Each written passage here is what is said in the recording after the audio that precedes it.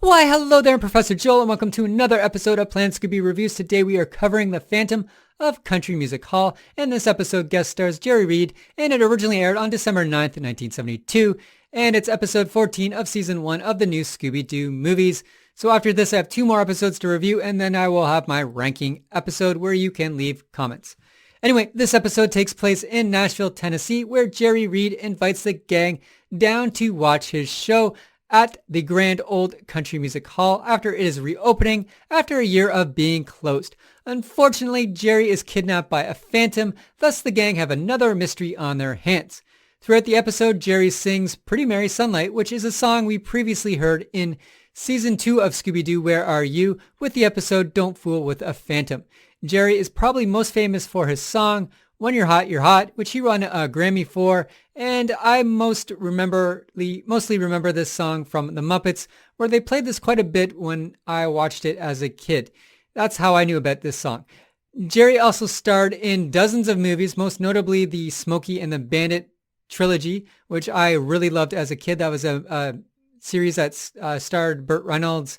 Just a lovely, fun movie series. I don't know if it holds up well, but if you grew up in the 70s and 80s, it was always on TV, and it was always a joy to watch that in Jerry Reed in those movies. And he was also in the Waterboy, the classic Adam Sandler movie that occurred in the late 90s. Jerry unfortunately passed away on September 1st, 2008. For other bits of trivia, the Grand Old Country Music Hall is a reference to the Grand Ole Opry, as well as the Country Music Hall of Fame and Museum in Nashville. But enough of my jibber jabber. Let's get on with the review.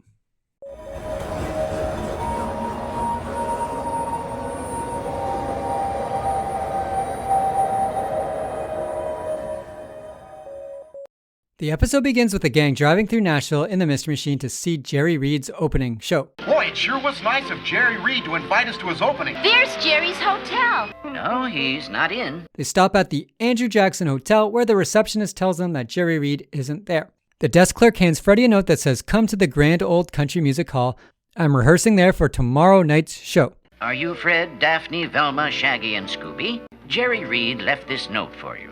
Come to the Grand Old Country Music Hall. I'm rehearsing there for tomorrow night's show, Jerry. The gang leave the hotel and head to the Grand Old Country Music Hall. The hall has been closed for a year, and they want to open it up with a bang, so they schedule Jerry Reed to do the opening performance concert. Jerry must be anxious to see us if he wants us to come and watch him rehearse tonight. The Grand Old Country Music Hall. It sure is spooky looking. That's because it's been closed for a year. That's why they want a big attraction like Jerry Reed to open the season. They want people to know the Grand Old Country Music Hall is back in business. The doors are locked and no lights are on, which the gang find unusual. Sniffing at the door, Scooby finds another note that says, "Jerry Reed, if you try to rehearse tonight, you'll never see tomorrow." The Phantom. The gang find a way into the Grand Old Country Music Hall by MacGyvering their way in through a second-story window. As they split up to search for clues, they meet the janitor, Bertha, who wants them to leave. Wouldn't you say this lobby was a bit over-decorated? Let's have a look in the theater. Who let you in? Well, I've got business here of cleaning up. We're friends of Jerry Reed. Nobody's here but me, Bertha. Freddie explains they're looking for Jerry, and Bertha says, "Okay, yeah, go ahead, look around." And then as they walk away, Bertha calls up a mysterious person, stating they have some snoopers. We'll just have a peek in here to see if our friend is rehearsing. Then you go. Jerry's not on the stage. We have snoopers. Jerry! In the theater room, the gang turn on the lights, and the stage backdrop has some figures painted on it, which start to move their eyes at Shaggy.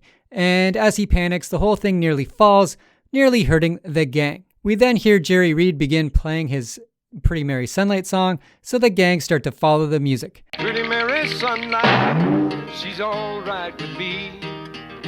Pretty Mary Sunlight, she's everything I need. That's Jerry's voice. Where's it coming from? Upon opening the first door, they meet a rather large person who explains that Jerry isn't here, and the music they are hearing is just a recording. The man introduces himself as Ben Bing, and he is Jerry's arranger. Hello there. That's Jerry's voice, all right, but it's not him. It's a recording. And who should know better than me? Ben Bing, I'm Jerry's arranger. Ben leads the gang back outside and tells them that Jerry is at the local pizza parlor, and that's where they should head off to. He's crazy about pizza. He probably took a break and went over to the Pizza Palace on Main Street. Drive carefully. Shaggy also comments on Ben's license plate that says Feebag. Well, I've seen some funny license plates, but that? Feebag? Some people have their names on their license plates. Well, that's a funny way to spell Ben Bing. Feebag? Well, we're rid of them. Yeah, but for how long? What do you suggest?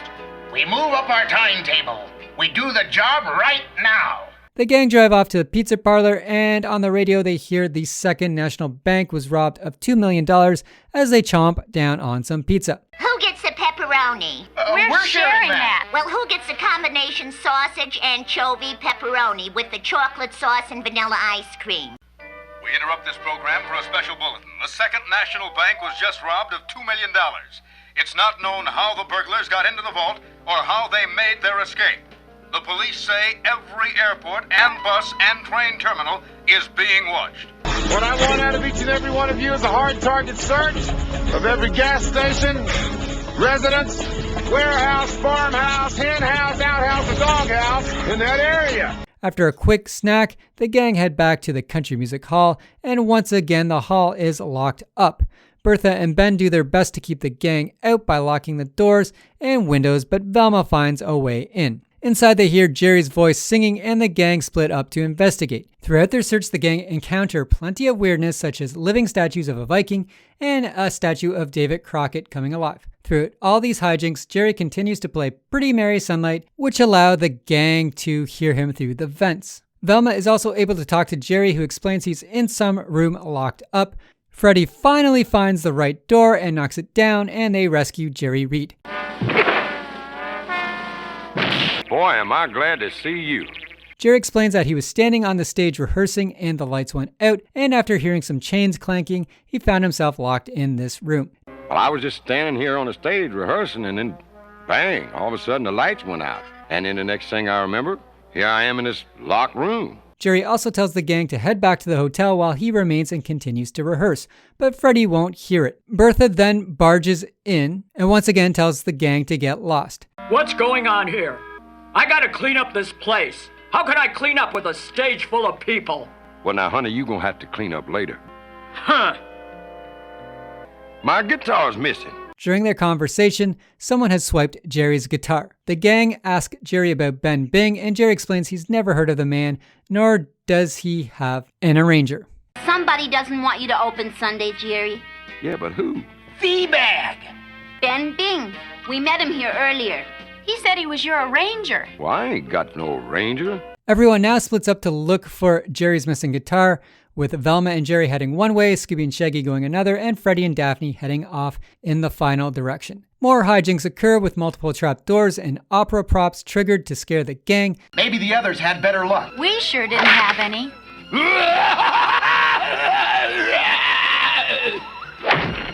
We also discover that Bertha has Jerry's guitar. Velma also discovers the trapdoor control panel, and Jerry ends up finding his jewel-encrusted guitar throughout all these hijinks. Everyone reunites, and Velma decides it's time for a trap. Using Shaggy and Scooby as bait, we watch as the Viking and Davy Crockett chase Scooby and Shaggy. Velma's trap goes off flawlessly, and we discover Bertha is dressed as Davy Crockett, and Ben Bing is dressed as the Viking. That's not a Viking. It's Ben Bing. No, and that ain't Davy Crockett. That's Bertha the washerwoman. A note with Feebag falls from Ben, who's hanging upside down from the trap, and Jerry picks it up and recognizes it as musical letters. Remembering Shaggy talking about a haunted xylophone, they use the keys on the xylophone to put in the code Feebag. And a secret panel underneath opens, and it reveals the $2 million stolen from the bank. Look, Feebag. Young man, that's my property. And we'll sue.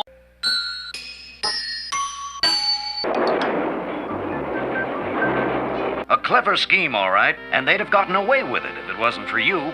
Imagine, they spent almost a year digging that tunnel under the bank. The police sergeant shows up, and we learn that Ben and Bertha spent a year while the opera was closed to dig a tunnel from the opera house to the bank so they could rob the bank. The sheriff congratulates the gang and heads off with the criminals. With another mystery solved, Jerry puts on his last show the next evening with the gang getting front row seats. I give this episode a 6.5 out of 10. While there's nothing spooky about this episode, we get a lot of time with the gang just acting as kids, and I really enjoyed those scenes with them driving around in the Mystery Machine or just eating pizza. It was kind of a lot of fun for me. I always just enjoyed the kids being kids. Jerry makes for a great guest star, and his appearance is kept at a minimum. For the first half or so, he is the mystery, which I really enjoyed that concept, and I thought it was a unique take that we rarely get in Scooby-Doo episodes. During the second half, he kept the story moving along at a quick pace. He's mostly used for exposition and just kind of, like I said, to keep the story moving along, but he came off as rather charming, which I enjoyed. The Viking villain and the Davy Crockett villain, I thought they sucked. Some people might find them creepy or whatnot. I didn't at all. I just wish they kept to Ben and Bertha, as they were way more creepier and without the lame costumes on as themselves. I thought they're just way more scarier than these stupid Viking and Davy Crockett villains. The grand old country hall was also a neat setting, and they took advantage of all the props and trapdoors and such, and I thought that was cool. Every major city has a theater, and there are always stories of them being haunted, and I wish they kind of maybe went in that direction. If you have an old theater in your city, do some research and see if it has any ghosts. It probably does. So overall, this was like a middle of the road episode for me. It wasn't great, but it didn't feel stretched out or padded in any way. The episode moved along pretty quick at 44 minutes. It didn't feel long and bloated and boring, so I enjoyed it. And I also found Jerry Reed involved being excellent, and I found him charming. And I'm not like the hugest Jerry Reed fan, but I do enjoy him, so I enjoyed this episode. Once again, I want to thank you for any views, likes, shares, and subscribes. I've nearly finished my reviews for season 1, so with 2 more episodes to go, and I should have my ranking video up in 3 weeks. Next week, I will be covering the Caped Crusader Caper, which stars Batman and Robin, and until then, stay spooky.